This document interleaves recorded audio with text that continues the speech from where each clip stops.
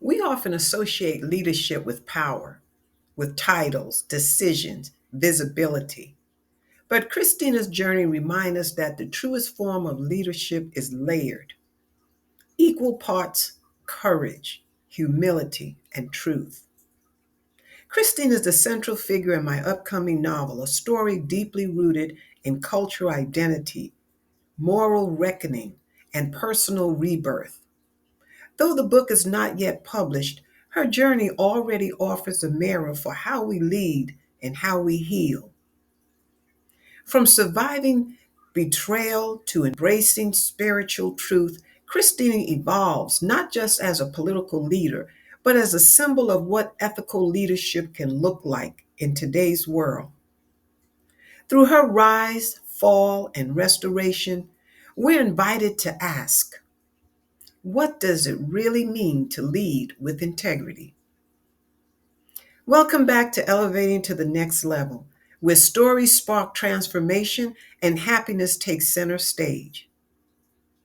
I'm Clistel Fields, and today we explore a question that reaches across time, cultures, and crisis. What makes a great leader? Christina didn't rise because she was flawless. She rose because she listened, she learned, she fell, and stood again, not for herself alone, but for a greater cause. Leadership is earned, not claimed. Failure refines purpose.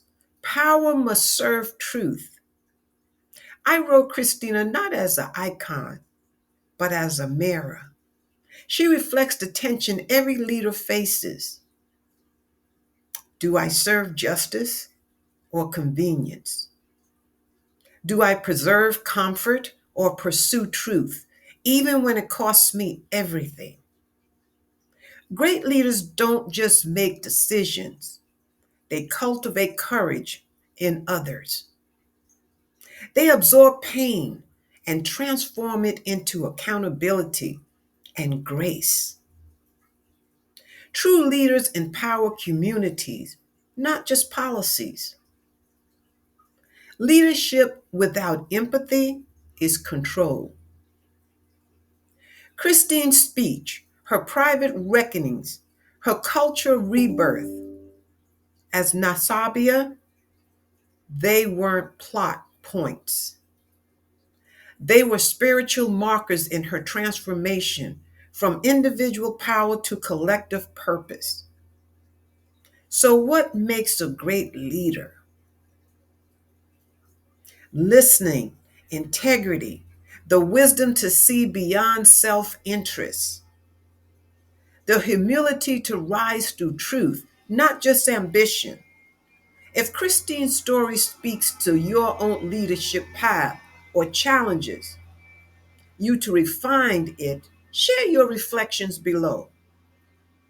And join me next week as we continue to elevate stories that shape how we live, lead, and love. What lesson from Christina's journey resonate with your life? Subscribe for weekly episodes on storytelling, leadership, and healing. Thank you for joining in. See you next week and continue to make wise decisions.